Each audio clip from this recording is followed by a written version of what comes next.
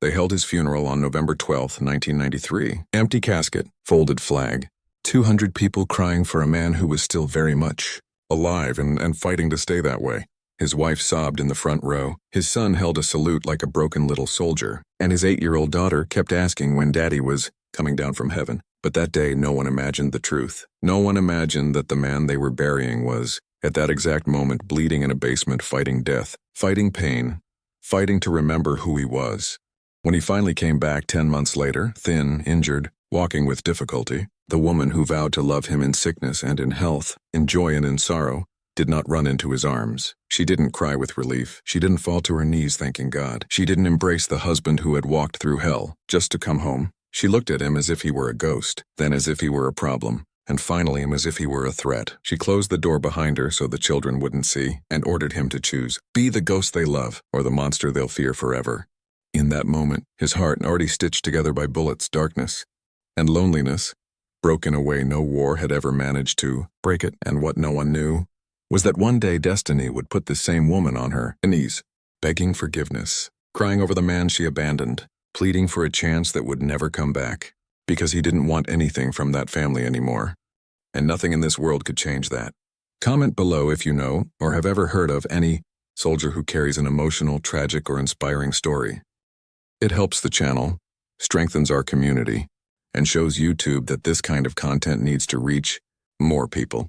Now take a deep breath. Prepare yourself emotionally, because this is not just a war story. It's not just about bullets, dust, and survival. It's about the silent price a man pays when he comes home and discovers that the real battlefield was waiting for him, right at his own front door.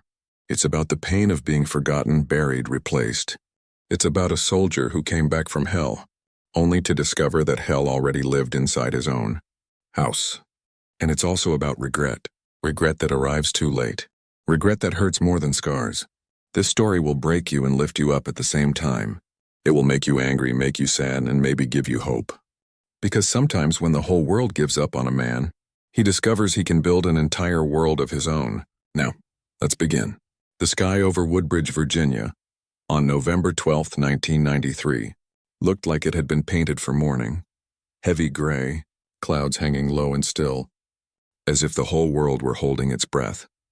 There was a cold in the air that made even seasoned veterans pull their coats tighter, the kind of cold that seeps into the bones, into the memories, into the parts of you that never really heal.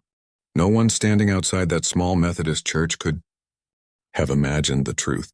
Not the officers in perfect uniforms, not the veterans standing rigid at attention, not the reporters scribbling notes, not the pastor rehearsing words of comfort, not the children clinging to their mother's hands.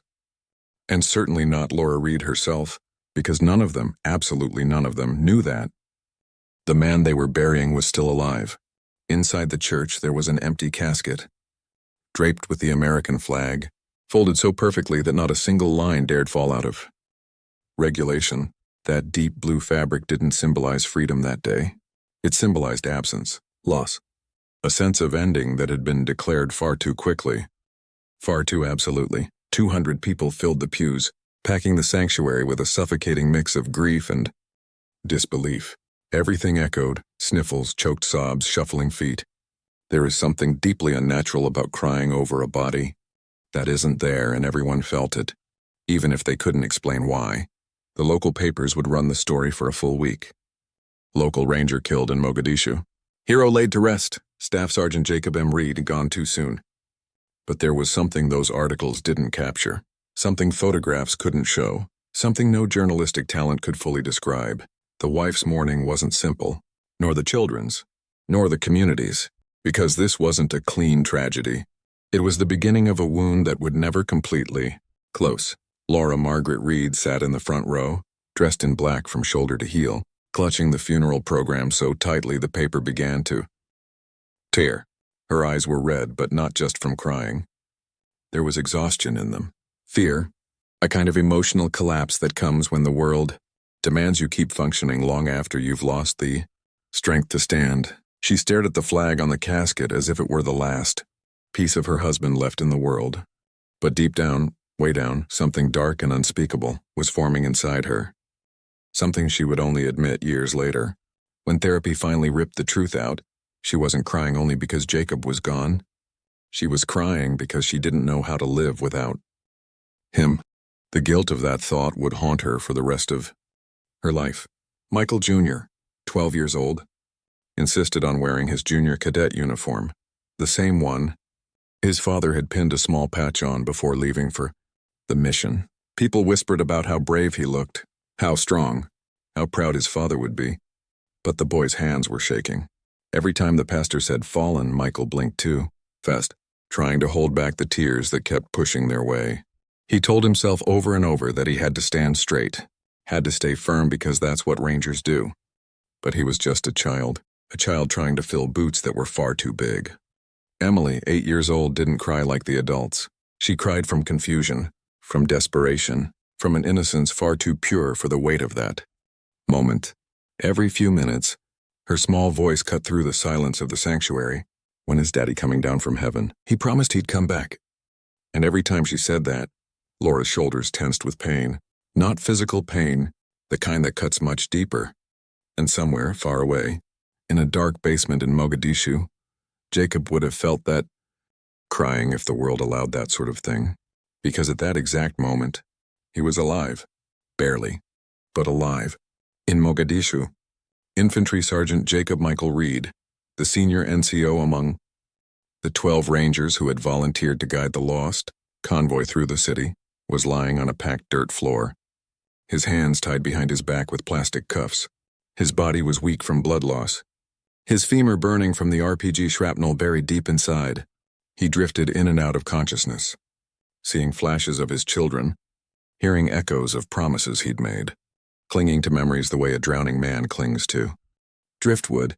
He had no idea he was being buried, no idea there was a funeral, no idea his family had been told they would never see him again. And with every hour that passed, the distance between the truth and what the world believed grew wider and wider, done and almost impossible to bridge. Back in Virginia, the honor guard raised their rifles. The church doors opened. The crowd followed the flag-draped coffin to the gravesite, the wind cutting through coats, gloves, and hearts.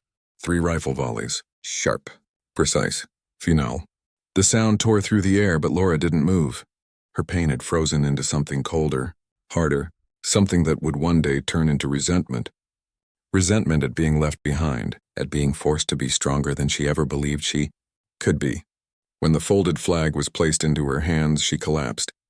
The sobs came without dignity, without control, stripping away that fragile shell she had tried to keep around herself. She felt the weight of motherhood, widowhood, and loneliness all at once. She whispered into the fabric, "Why did you leave me?" She didn't know that Jacob hadn't left her. Didn't know he was fighting to come back. Didn't know he was enduring pain so unimaginable that even his captors muttered prayers at night. But none of that mattered in that moment, because to her husband was gone. A ghost. And that belief would guide every decision she made from that day forward. In the weeks after the funeral, support came in waves. Meals, donations, letters. But support is temporary. Grief is not. Laura had to rebuild a life without a husband.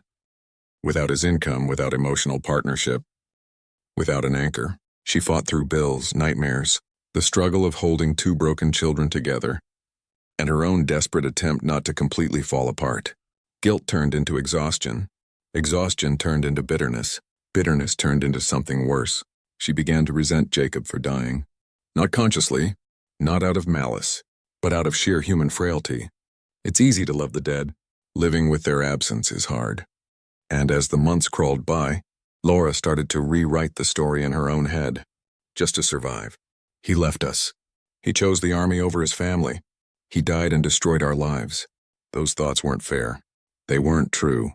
They weren't rational. But they were the only thing keeping her from falling apart. While Jacob was dragging himself through Somalia with a shattered leg clawing his way toward a miracle, the woman he loved had already built emotional walls around her heart to protect herself. Walls that, when he came back in, would become weapons. Walls that one day would turn into regret so deep it would swallow her whole. But for now, she didn't know that. All she knew was pain. At the end of the funeral, when the crowd started to disperse, when the pastor closed his Bible, When the last shovelful of dirt fell onto the empty coffin, a strange silence settled over the cemetery. People said it felt unfinished, as if something important were out of place. They were right, because far from the tears, far from the folded flag, Jacob Reed was refusing to die, even when his captors underestimated him, even when the broom handle snapped in his hands as he killed 2 guards, even when he crawled across the dirt, bleeding and half delirious, even when the sun cooked him by day and the nights froze him, even when he could no longer walk and had to drag himself across the brutal Somali ground. He kept going. For them, for the wife who was already turning cold inside, for the children who were learning to live without a father, for the family that would one day reject him in a way even war never could. He kept moving because he believed the world he'd left behind was waiting for him. He had no idea that when he finally reached home, the world would already have moved on. Grief would have hardened, love would have cracked, and the wife who cried for him in the front row would one day fall to her knees, begging forgiveness from a man who no longer wanted anything to do with her. Because the day of the funeral was not the day Jacob Reed died. The day he really died was the day he came home. They say war breaks a man in stages. Some breaks come with bullets, others with explosions, and some, maybe the worst, happen in silence. For Staff Sergeant Jacob Michael Reed, the war didn't end when the bullets stopped. It didn't end when his brothers fell around him. It didn't end when the lost convoy dissolved into chaos, under the fire of an entire city. And it didn't end when he was shot, bleeding, barely conscious, trying to drag himself behind a burning vehicle for cover. His war ended, if it ended at all, in a basement. But to understand that basement, you have to understand everything that led to it. On October 3, 1993, Task Force Ranger launched the mission that would later be immortalized as Black Hawk Down. Everyone knows about the 2 helicopters, Super 61 and Super 64. Everyone knows about the Rangers and Delta operators pinned down at the crash sites. Everyone knows the photos, the documentaries, the reenactments. But almost no one knows about the lost convoy. 12 Rangers volunteered to guide an armored column through the burning streets of Mogadishu at 2 in the morning on October 4th, tasked with reaching Super 64, a maze of alleys, a city awake to the sound of gunfire, militia fighters pouring into the streets in waves. 12 went in. Only 1 would come out alive. Jacob Reed was the senior NCO of that small group. 12 men, each one trusting him with their lives. He carried that responsibility with the weight of someone who had led patrols before, seen combat before, but never anything like Mogadishu. They advanced street by street, corner by corner, death by death. The first ambush hit 10 minutes into the mission. The second, 3 blocks later. The third didn't even wait a full minute. By dawn, 11 men were dead. Jacob had taken 2 7.62 rounds, 1 in his side, 1 in his arm, and a piece of RPG shrapnel lodged deep in the femur of his left leg. The shock nearly knocked him out. Pain blurred his vision. Blood soaked his boot. But he kept going. He kept dragging one of his men to cover, kept firing, kept trying to make sense of the chaos. But there's a limit to how long one man can fight an entire city. When the last round was fired and he tried to crawl down an alley, he felt the butt of a rifle slam into the back of his head. Then another. And then nothing. His war, and at least the part the world knew about, ended there. When Jacob woke up, everything was dark. The air was thick with dust, blood, and mold. His hands were tied behind his back with plastic cuffs, and a burlap sack covered his head. He tried to draw a deep breath, but a sharp pain stabbed through his leg. The RPG shrapnel burned like molten metal. The bone felt shattered. The flesh was on fire. He didn't know how long he'd been unconscious. Hours, maybe a full day.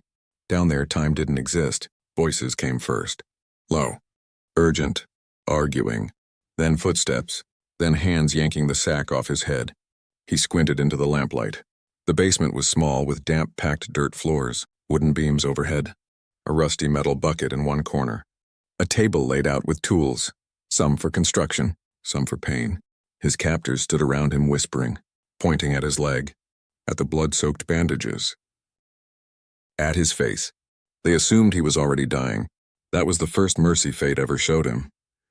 Those 9 days would become the part of his story he never Wrote down, not on the yellow pad, not in his manuscripts, not in the books published under other men's names.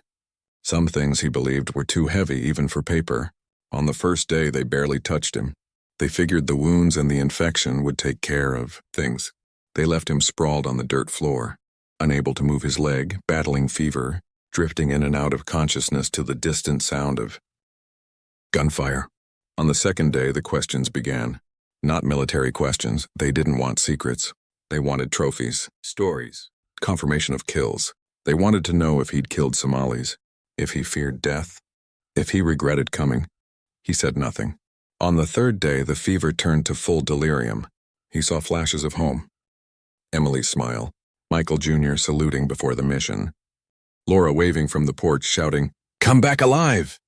He had no idea that on that same day, back in Virginia, his family was at a memorial dinner in the church hall, neighbors bringing food, cards, and sympathy, trying to help the Reeds adjust to their new reality. On the fourth day, a guard kicked him for not answering. On the fifth, another threw water on him to wake him up, cursing when Jacob still refused to speak. On the sixth day, they left him alone again. He could barely lift his head. The infection had spread. His leg throbbed with every heartbeat. His lips were cracked, his voice almost gone. He whispered Laura once and then blacked out. The seventh day was the worst. They used the broom handle, crude punishment, a message, a reminder that his life belonged to them now. On the eighth day, he made a decision, not to escape. Escape was impossible. Not to fight. He could barely move. He decided he refused to die there. Not in that basement. Not like an animal. Not forgotten. He didn't know his country had already declared him dead. Didn't know his family had buried him. Didn't know Laura, shattered and exhausted, had spent nights crying until she vomited from stress. He only knew he couldn't die there. Not yet. On the ninth night, a new guard came down the stairs. Young. Careless. Overconfident. He leaned the broom against the wall after wiping Jacob's blood from the floor. He shouldn't have done that. He would never understand how big that mistake was. Jacob waited. Even he didn't know where the strength came from. Maybe adrenaline, maybe instinct, maybe one last surge of life refusing to give up. When the guard turned his back, Jacob rolled, literally rolled, his broken body across the dirt. He used his shoulder to knock the broom over. The handle snapped when it hit the ground. He grabbed the sharp end. The fight lasted seconds. Dirty. Desperate. Silent except for the wet, sickening sounds of impact. When the guard fell, Jacob took the knife from his belt, cut his restraints, and dragged himself and scraped himself toward the stairs. Another guard appeared. Jacob didn't think, didn't hesitate, didn't give himself the luxury of fear. He drove the broken broom handle into the man's throat. 2 guards dead. 1 ranger alive. Barely. The trek to Nairobi wasn't a journey. It was a death march. A final test. A miracle that shouldn't have been possible. He crawled the first kilometers, dragging the useless leg, leaving a trail of blood in the sand. He walked only when shock numbed the pain for a while. Collapsed and rose again. Collapsed again, rose again. He survived by stealing water from barrels, eating whatever he could find. On luck. On will. On the memory of his children's faces. He talked to them every night in the dark, not sure if it was hallucination or prayer. Meanwhile, back in Virginia, his daughter asked, "Mommy, what if Daddy comes back?" And Laura answered, "He's gone, sweetheart. Daddy is gone."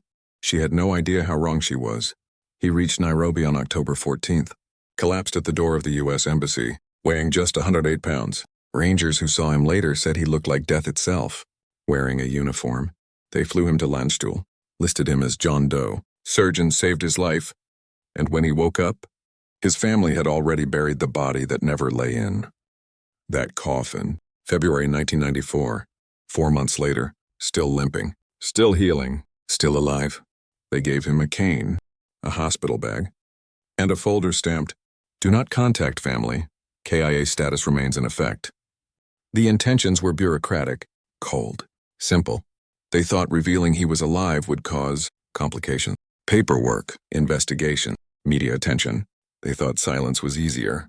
They didn't know they were tearing a man away from his own family, pushing him into a life where he would exist as a ghost. Jacob tore the folder in half, threw it in the trash, walked out of the hospital, and swore he would find his way home. He didn't know what was waiting for him. Didn't know he was marching toward the moment that would break him more than any battle ever had. Didn't know the wife who had cried for him for 10 months had hardened that grief into solid ice. Didn't know the reunion he had dreamed of would turn into the instant of his second death. And he didn't know that, decades later, that same wife would fall to her knees, begging for a forgiveness he no longer had to give. August 18th, 1994, 10 months after his own funeral. 10 months after the newspapers printed his obituary. 10 months after his children laid flowers on an empty grave. The day started hot in Virginia. That late summer heat that clings to your skin and makes the world shimmer. Life had moved on. Kids played in the street. Cars passed by. Neighbors watered their lawns. No one knew the dead man was coming home. No one knew Staff Sergeant Jacob Michael Reed was alive. And Jacob himself was no longer the man Woodbridge had buried. He was thinner, nearly 40 pounds lighter. He walked with a slight limp. He wore thrift store clothes he'd bought in Germany with leftover change. Desert sand still woven into the fibers. Hair longer, patchy beard, haunted eyes. 10 months. 10 months of pain, confusion, silence. And bureaucracy in a world absolutely certain he had vanished. There was no welcoming ceremony. No escort. No salutes. No parade. No banner saying someone was waiting. He stepped off a Greyhound bus and walked nearly 3 miles, in the heat back to the neighborhood he once called home. With every step he repeated a single sentence in his head. Just let me see my family. Nothing else mattered. Not medals. Not recognition. Not explanation. Not the war that still screamed inside his head every night. He just wanted to see them. To walk through the door he'd helped pay for with overtime. And hazard pay years before. To hear his daughter say daddy again. To feel his son run into his arms. To see his wife look at him like he wasn't a stranger. He played the scene in his mind. Laura crying and touching his face. Michael Jr. grabbing his waist. Emily jumping into his arms. A miracle reunion. The kind of thing people write songs about. He didn't know, I couldn't know, God, that the woman he loved had buried her grief under layers of emotional concrete. That his children had been taught to move on. That the house he was walking toward no longer felt his presence. When Jacob turned onto his street, his pace slowed. His heart pounded so hard it felt like it might burst. He hadn't been this scared even in Mogadishu. The house looked the same shutters, same porch swing, same cracked front step he'd poured concrete into back in 1990. The same maple tree casting shade over the yard. It all felt unreal, like he was looking at a photograph instead of real life. His hands trembled as he walked up the path. He wiped his palms on his pants, took a breath. 1 second and you ring the bell. 1 second and your life begins again. 1 second and everything you survived will finally have been worth it. He reached out and pressed the doorbell. The sound echoed inside. He waited. Then, footsteps. Soft. Familiar. Coming closer. The door opened. And Laura Reed screamed. Not a scream of joy. Not a scream of disbelief. Not the scream of a woman whose love had just come back from the dead. It was a scream of fear, shock, confusion, terror. Her hands flew to her mouth. Her knees almost gave out. Her voice came out broken in a way Jacob had never heard before. For 3 long, excruciating seconds, she just stared at him. Stared like the man she had loved. The man she had buried. The man she had cried over. Had climbed out of his grave to haunt her front door. He knew she wasn't expecting him, but that look knocked the air from his lungs. There was no joy, no relief, no love, only fear, and something even worse, resentment. Jacob's voice cracked when he finally managed to say her name. Laura. She didn't answer. She stepped outside and pulled the door shut behind her. Fast, like she was trying to keep something in. Or keep him out. Through the gap before the door closed, Jacob saw them. Michael Jr. standing in the hallway, frozen. Emily peeking from behind the wall. Wide eyes. Open mouths. Pale faces. But they didn't run. They didn't shout, "Daddy." They didn't take a single step.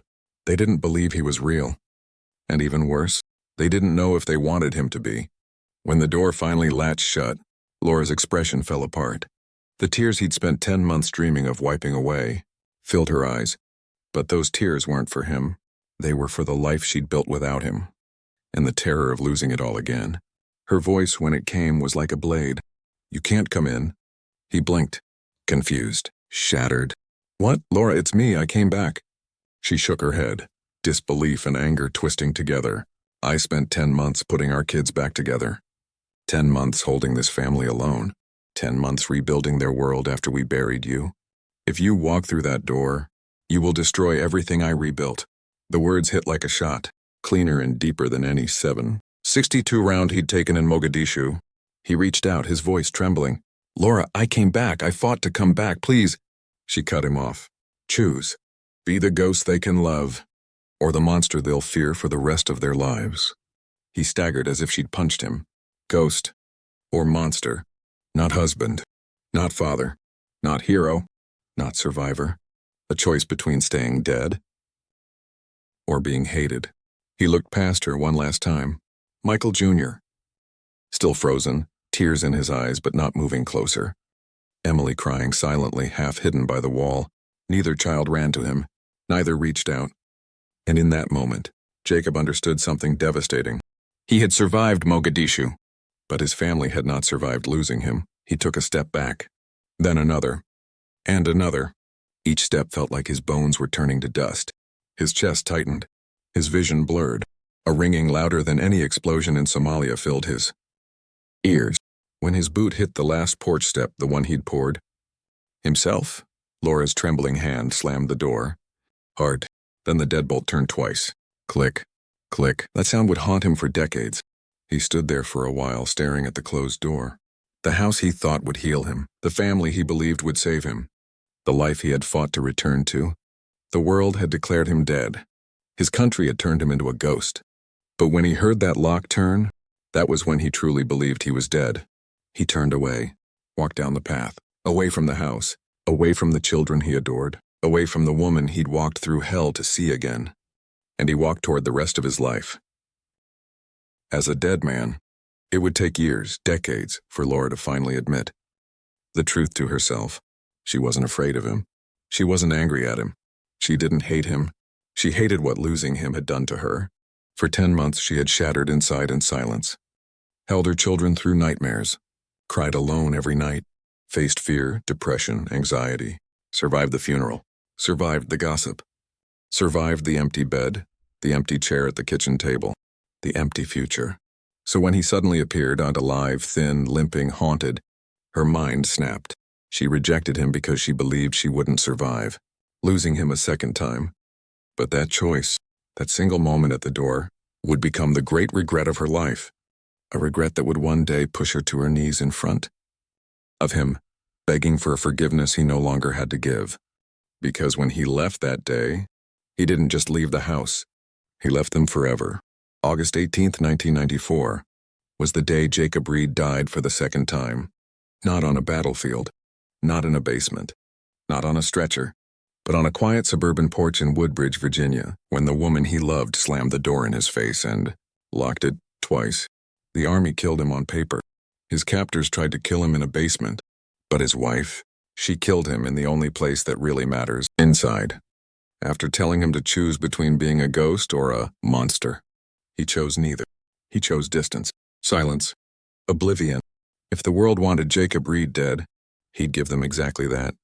He walked until his legs began to ache, past houses he once recognized, children playing, a family photo in a frame visible through a window that made him look away before he broke down. He ended up back at the old '89 Chevy Caprice in the same car that had been sitting in a storage lot since before the mission.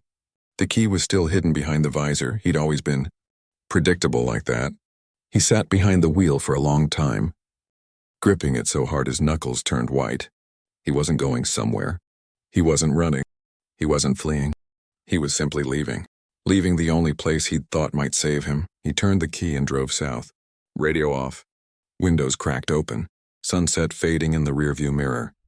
He didn't stop until the gas tank was nearly empty. Only then did he look up and see the massive stone walls. The National Museum of the Marine Corps at Quantico. Cruel irony. Inside, on one of the panels, there was a black and white photo of him, taken on the night of the battle. 28 years old, covered in someone else's blood, carrying the radio operator on his shoulder like he weighed nothing. The caption read, Staff Sergeant Jacob M. Reed are presumed killed in action October 4th, 1993. He stared at that picture until dawn. At dawn, an old janitor came through pushing a mop bucket. Vietnam vet, you can smell it on a man. Combat infantryman badge on his ball cap. Faded 101st Airborne patch on his jacket. He looked at me, looked at the photo, then back at me, went to the break room and came back with 2 cups of the worst coffee on earth. Handed me one. The old man said, "Which one are you, son?" I pointed at the bloody ghost on the wall. He nodded slowly. "My name's Ray Delgado, Quezon 68. Lost my whole platoon in one morning. Came home and my wife had already moved my stuff into the garage. Took me 15 years to figure out the dead don't get to talk, but the living can write it down for them." He pulled a yellow legal pad out of his back pocket and slid it across the bench along with a golf pencil. "Write those stories down before they eat you alive. Every damn one of them. Doesn't matter if nobody ever reads it. Just get them out of your head and onto paper. It's the only exorcism that ever worked for me." He stood up, grabbed his mop, and walked away. I never saw him again. But I kept that yellow pad. From 1996 to 1998, Jacob lived in a rusted 1981 Dodge van, bought for $900 cash from a mechanic who didn't ask questions. He parked it behind the Fairfax County Public Library, hidden between dumpsters and a row of tall pines where no one looked. It was cramped, freezing in the winter, stifling in the summer, but it was safe. Anonymous. Quiet.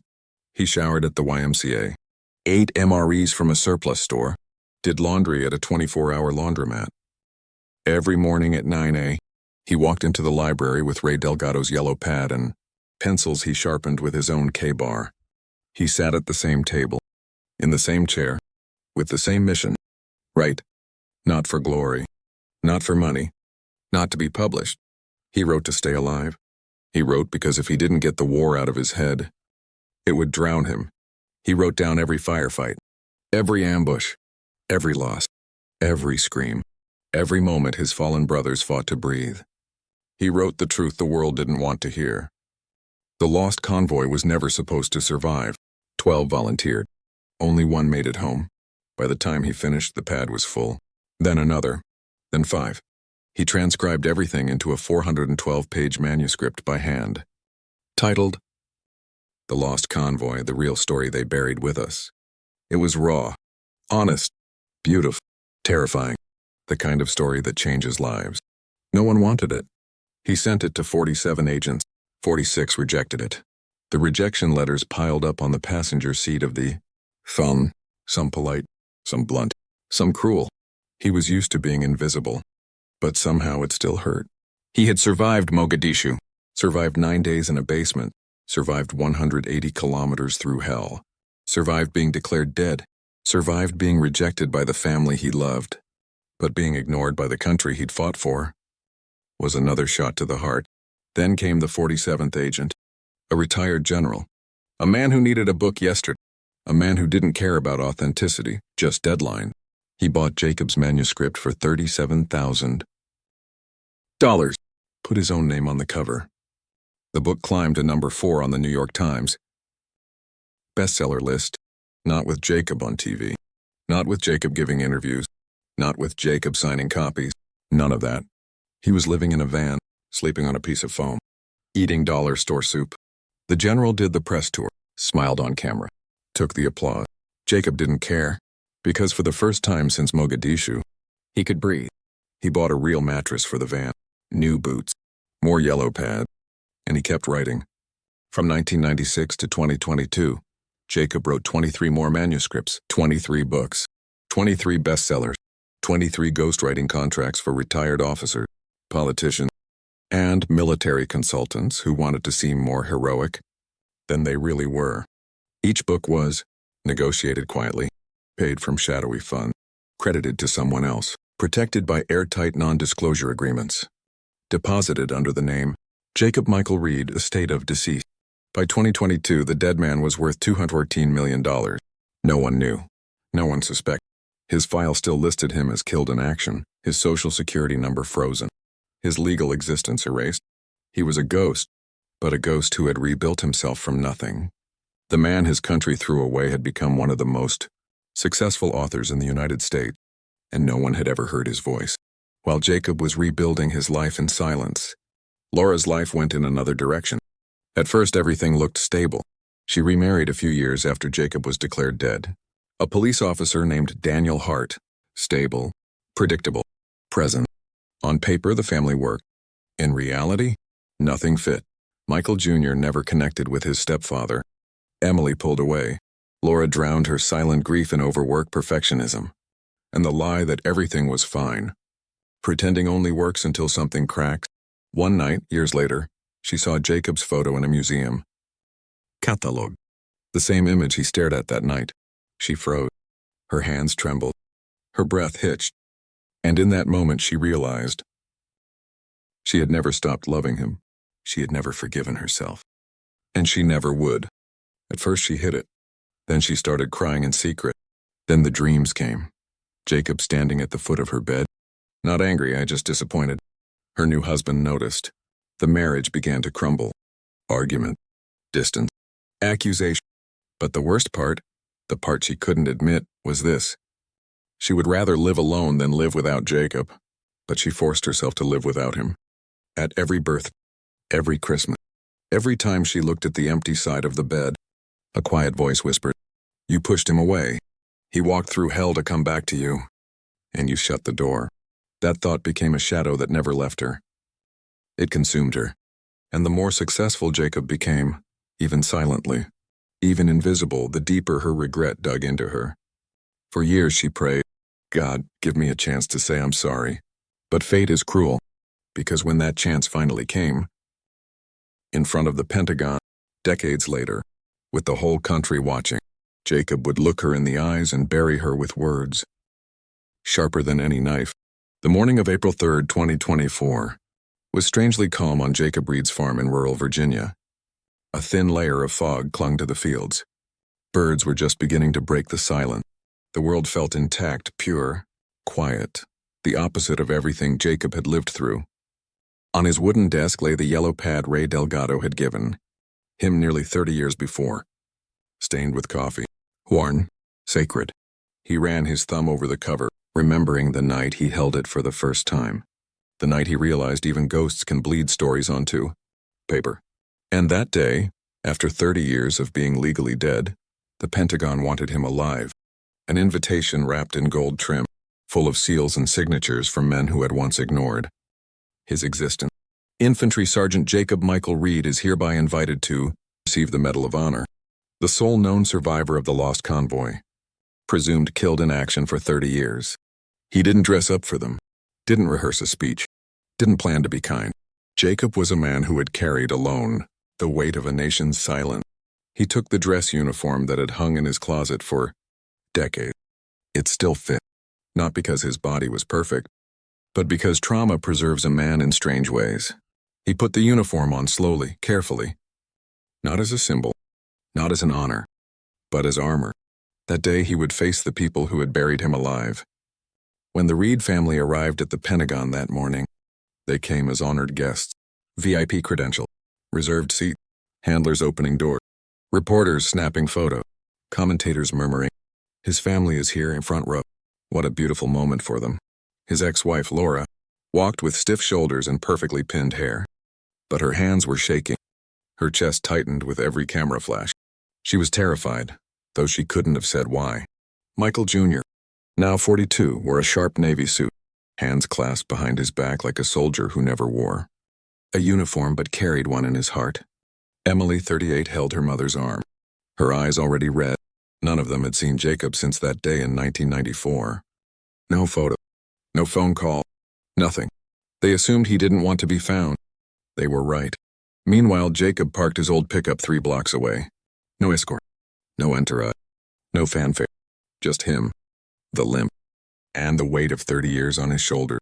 The ceremony took place on the east steps of the Pentagon, the same place reserved for the highest military honors in American history. An honor guard in formation, the Marine Band tuning instruments. Every living Medal of Honor recipient in the front row, sea of scarred faces, wheelchairs, dress uniforms, and memory. And in the second row, the Reed, the family that once buried him. Laura's breath caught when she saw the setup. She wasn't ready. She never would be. She squeezed her daughter's hand.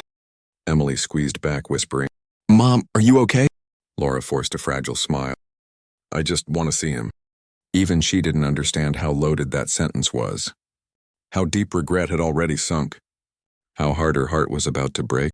The president stepped up to the podium. Cameras zoomed in. The country fell silent.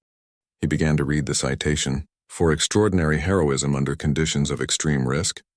Infantry Sergeant Jacob Michael Reed is the sole known survivor of the lost convoy, presumed killed in action for 30 years. And then, as if the wind itself carried it, a murmur rippled through the crowd. People turned their heads, looked toward the entrance. And there he was, Jacob Reed, a ghost in dress blue, back straight, measured steps, steady eyes, a man carved by battles that refused to kill him.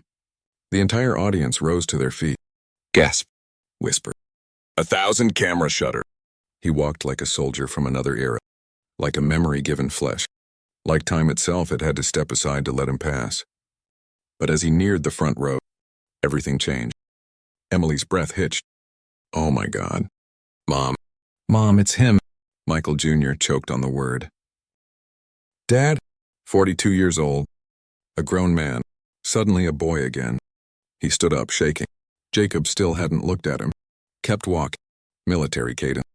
Every step a choice. Michael stepped forward, voice breaking. Dad? Is it really you? Jacob finally turned his head. Father and son locked eyes. Separated by war. By bureaucracy. By trauma. By a locked door in 1994. For the briefest instant, Jacob's face softened. Just a flicker. Then the steel returned. He gave a stiff formal nod and almost like a salute. Staff Sergeant Reed reporting in, sir. Michael's lips quivered. Dad, I thought... I'm sorry. Jacob raised a hand to cut him off. No. You buried your father a long time ago. Michael collapsed back into his seat, sobbing. His whole body shook. Jacob had already turned away. Kept walking. Emily stumbled forward, crying. Daddy, please. I don't care what happened. I don't care. I'm sorry. I'm so sorry. Her voice shrank back to the sound of a little girl.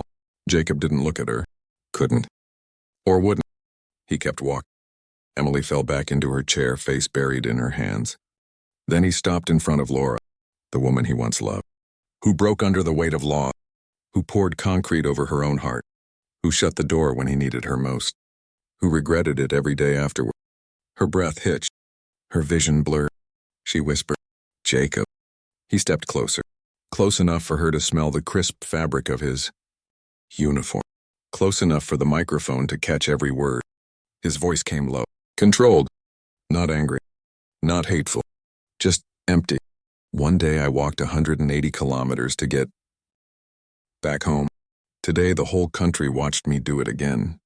Laura shook uncontrollably. Tears streamed down her face. Her mouth trembled. Her whole world shrunk to that single moment. Then he buried her with a sentence. I came back from the dead. Today, you're the one being buried. She gasped like she'd been stabbed. Her knees buckled. Emily caught her. Michael rushed to them. Jacob didn't look back. Not once. He climbed the step. The president held out the Medal of Honor. Jacob accepted it, but didn't smile. Didn't pose. Didn't give a speech. He simply saluted. A perfect, sharp, devastating salute. The band played. The crowd applauded. And Jacob Reed, the dead man, turned and walked away. Down the step. Past soldier. Past camera. Past his crying family.